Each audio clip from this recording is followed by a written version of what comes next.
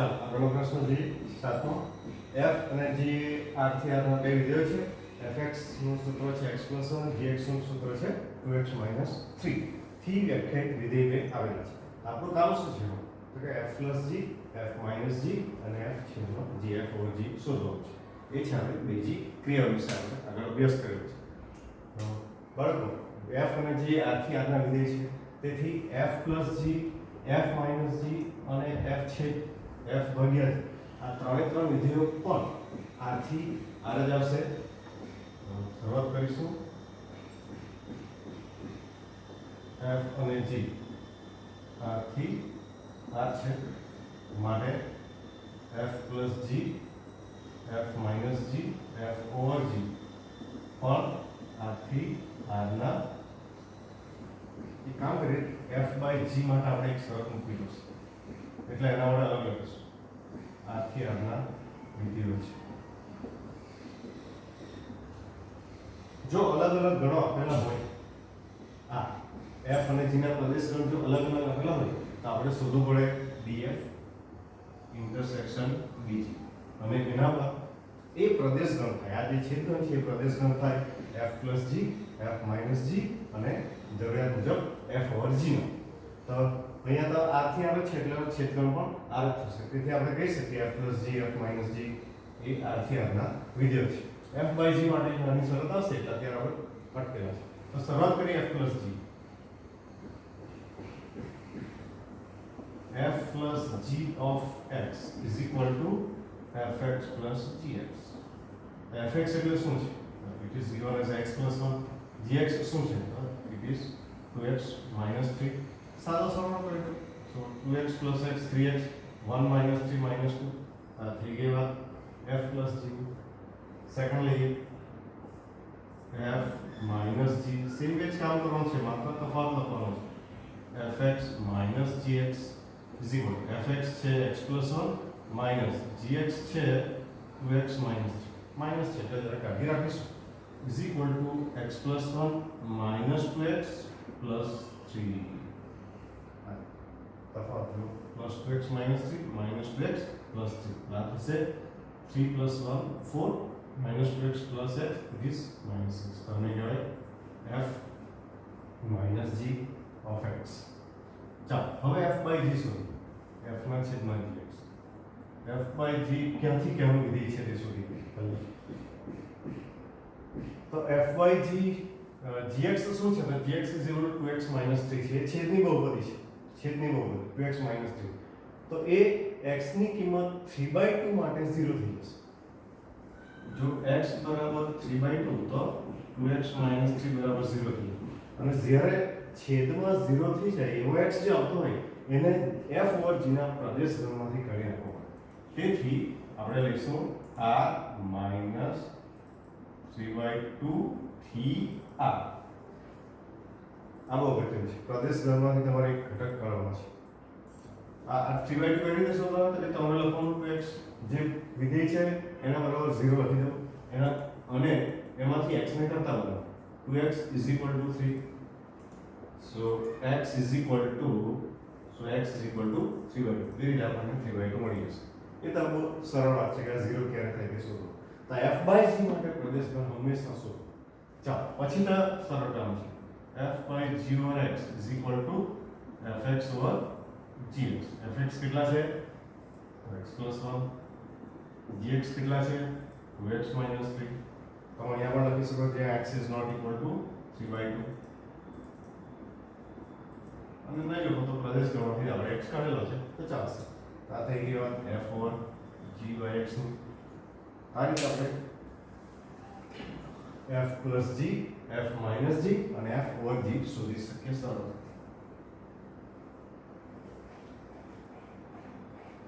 ત્યારબાદ આગળનો પ્રશ્ન છે આઠમો એક વિધેય આપ્યું છે ગણ સ્વરૂપમાં સંબંધ સ્વરૂપમાં 1 1 2 3 0 -1 -1 3 z થી z પરનું વિધેય છે અને fx ડિફાઇન કરેલું છે ax + b થી વ્યાખ્યાયિત હોય તો a અને b શોધવાનું છે આપણે આગળ એક દાખલાનું કામ કરેલું છે કે સુરેખ વિધેય હોય તો શોધો એમાં આપણે ધારી લીધું હતું કે fx = ax + b અને x + b ની કિંમત અહીંયા માત્ર શોધવાની છે ને ત્યાં મૂકે છે વિધેય મળી જશે. ચાલો તો આપણને ખબર છે કે z થી z નું વિધેય છે આ f, એટલે હું કહી શકાય કે 1,1 belongs to f પેરામેટ્રિક છે અને આનો અર્થ થાય કે f1 = 1. આ 1 છે તો અહીંયા લખેલું છે અને આ 1 છે તો અહીંયા લખેલું છે, જરાક જુદો પાડીએ સમજ પડશે.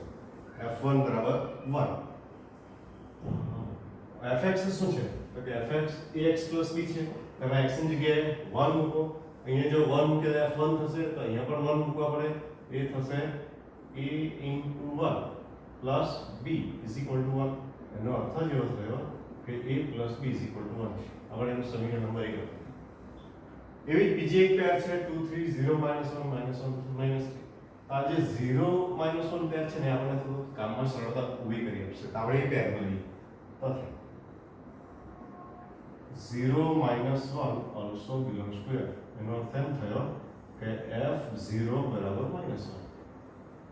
હવે x ની જગ્યાએ 0 મૂકીએ અહીંયા, તો 0 મૂકતા a * 0 લખાશે, which implies that a * 0 plus b is equal to -1, which implies that a 0 એટલે 0 plus b લખવું હોય તો 0 plus b is equal to -1, which implies that b is equal to -1. તો b ની કિંમત મળી ગઈ. ચાલો b = -1 મૂકીએ. a plus -1 is equal to 1, so a is equal to 1 plus 1, so a is equal to 2. તે દાખલો છે આપણો 2, -1 નો, so વિધેય થશે 2x - 1. એનો એક દાખલો અહીંયા મૂકેલો છે. પણ અહીંયા કીધેલું છે કે તમારે માત્ર a અને b શોધવાનું છે. આ રીતે આપણે આ પ્રશ્નનું નિરાકરણ કરીશું. નેક્સ્ટ જોઈએ.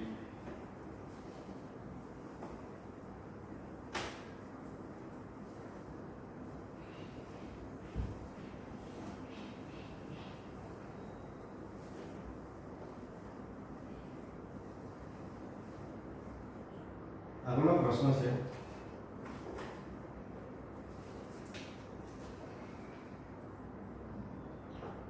આરે અંથી એનું સંબંધ છે.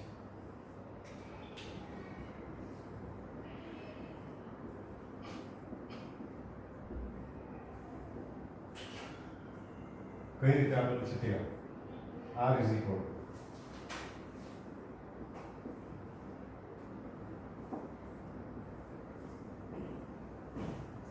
અને શરત છે a = b². આ રીતે એક સંબંધ આપેલો છે. તો કેટલાક વિધાન આપેલા છે સાચા છે કે કેમ તે આપણે ચકાસવાનું છે. પહેલું વિધાન છે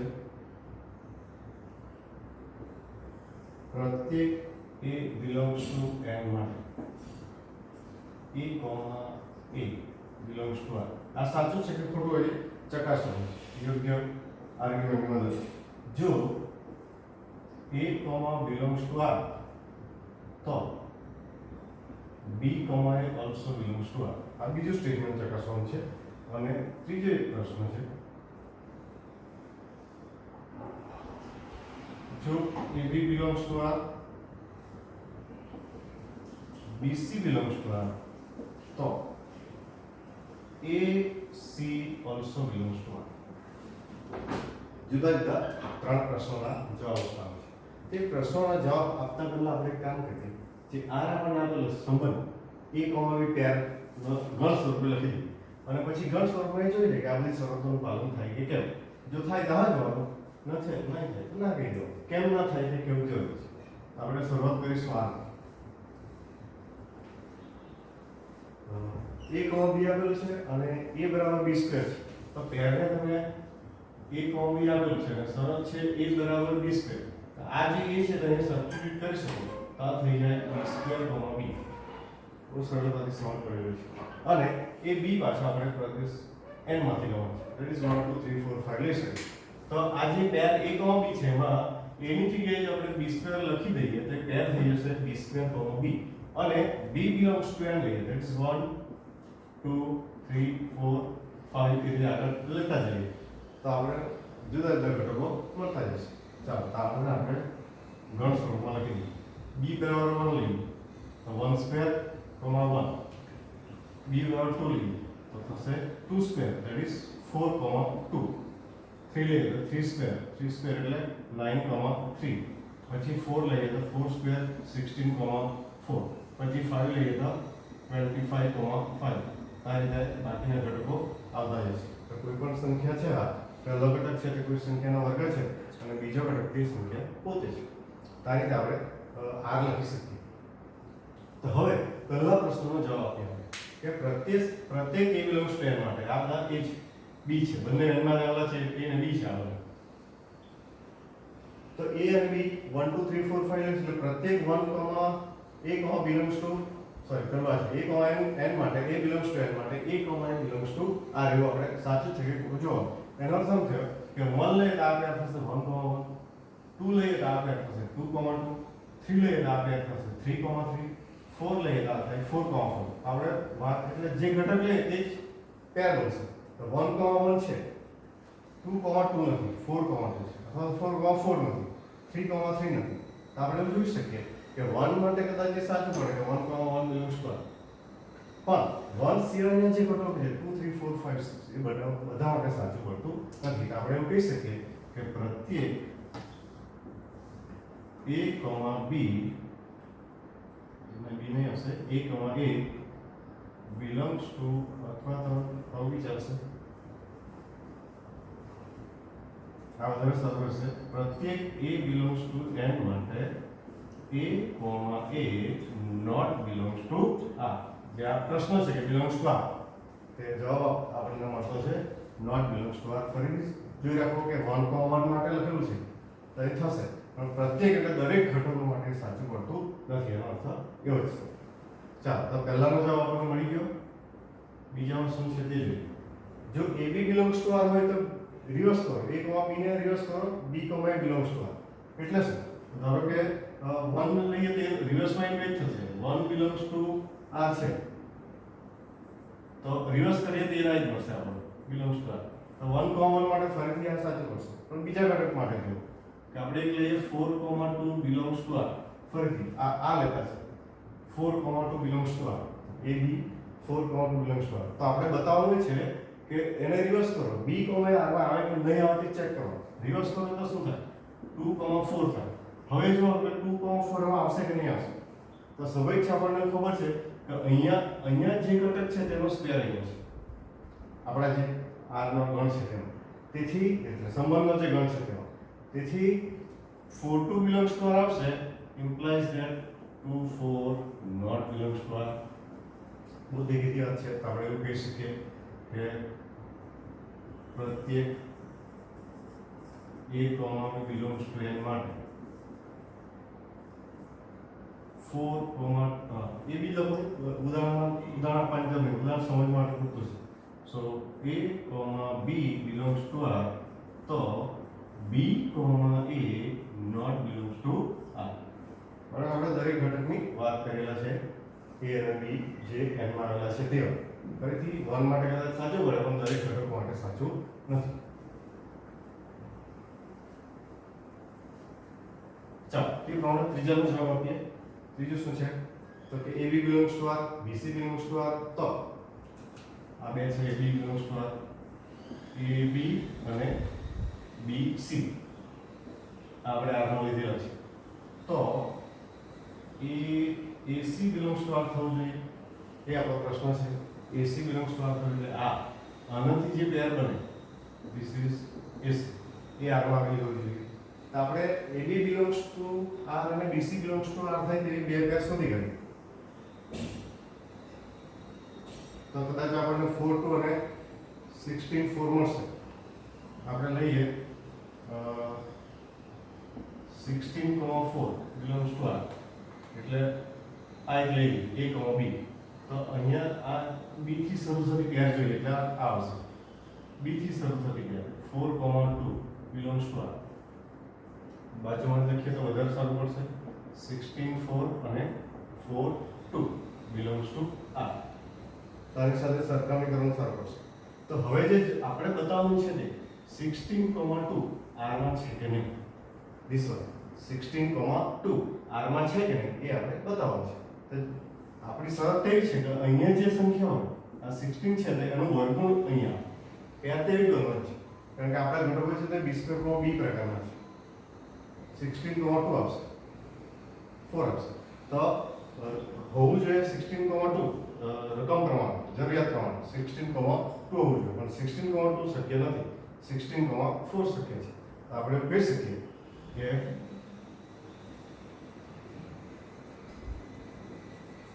પ્રત્યેક a, b, b, c belongs to R માટે a, c not belongs to R. જો ઉદાહરણ આપવું હોય તો આપી શકાય કે 16,4 4,2 belongs to R, પરંતુ 16,2 not belongs to R. R માં શું આવે 16,4 અને આપણું રકમ પ્રમાણ 16,2 આવતું છે. તેથી કહી શકાય કે આપણું વિધાન ખોટું છે. એટલે ટૂંકમાં એ જ ચેક કરવાનું છે કે આપણને સંબંધમાં બરાબર સમજ પડેલી છે કે નહીં, એ જ ચેક થતું છે. બધામાં જવાબ ના જ આવતો છે. આ રીતે આપણે પ્રશ્નો પૂરો થાય. આગળ જઈએ. છેલ્લા એક બે પ્રશ્નો છે.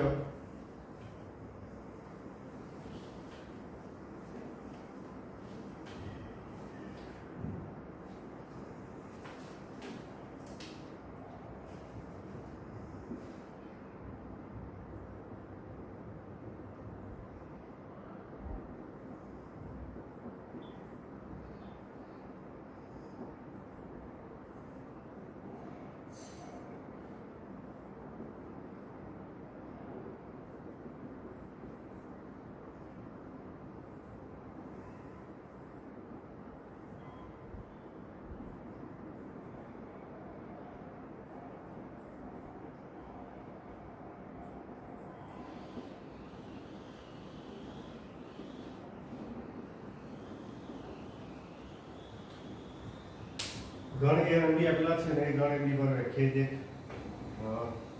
સંબંધ આપેલો છે. આપણને એના બે પ્રશ્નો પૂછેલા છે એના માટે કે f એ થી b નો સંબંધ છે.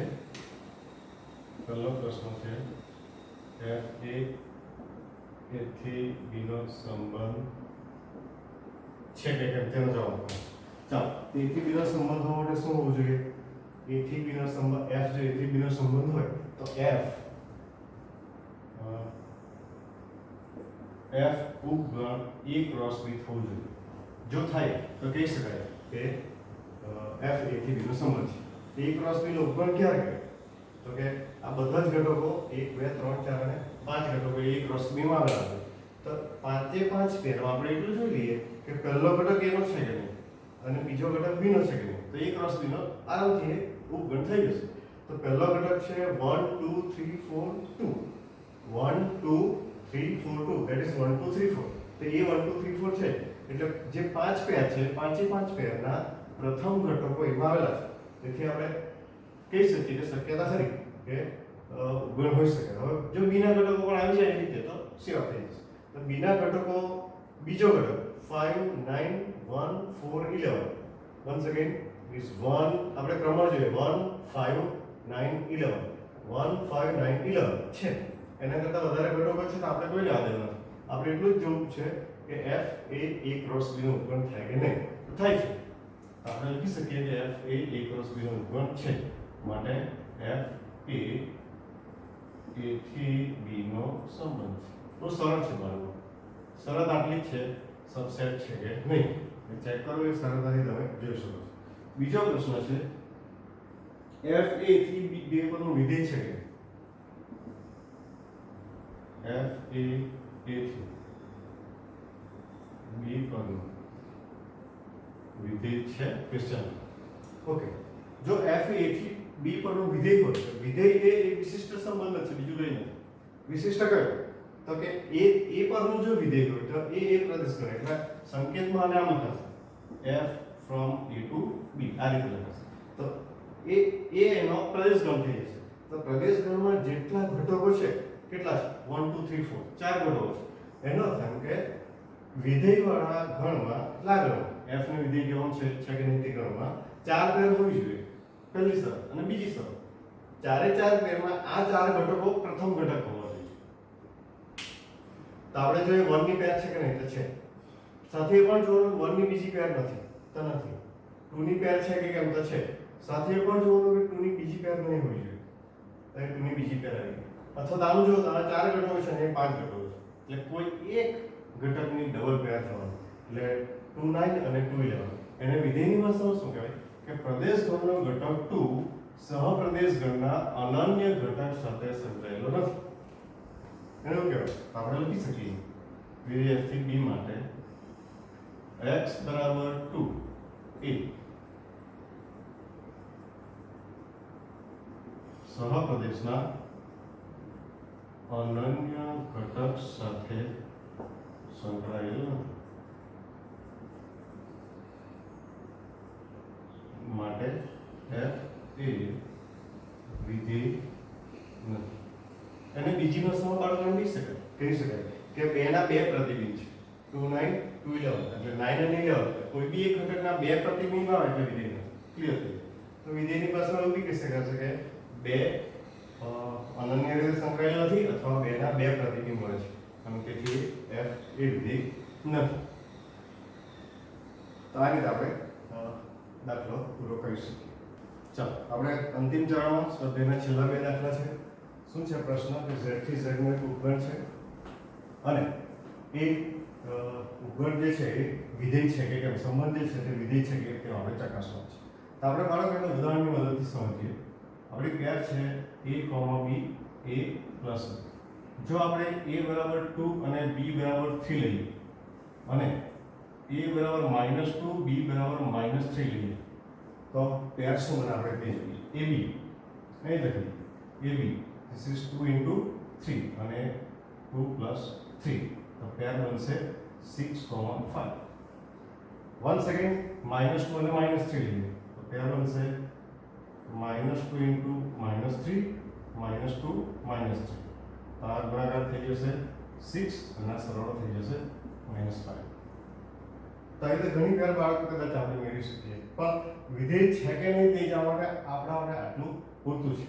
તો હવે આપણે આ પેરની મદદથી એવું કહી શકીએ કે પ્રદેશ ગણનો ઘટક 6, z નો ઘટક 6 એ z નો ઘટક 6 એ 5 અને ઋણ 5 સાથે સંગત થયેલો છે. એનો અર્થ કે અનન્ય જે ઘટક સાથે સંકળાયેલો હોય છે તે શરતનું પાલન થતું નથી. તો આપણે એવું કહી શકીએ કે અહીં 6 belongs to z માટે 6 ના બે ભિન્ન પ્રતિબિંબ છે.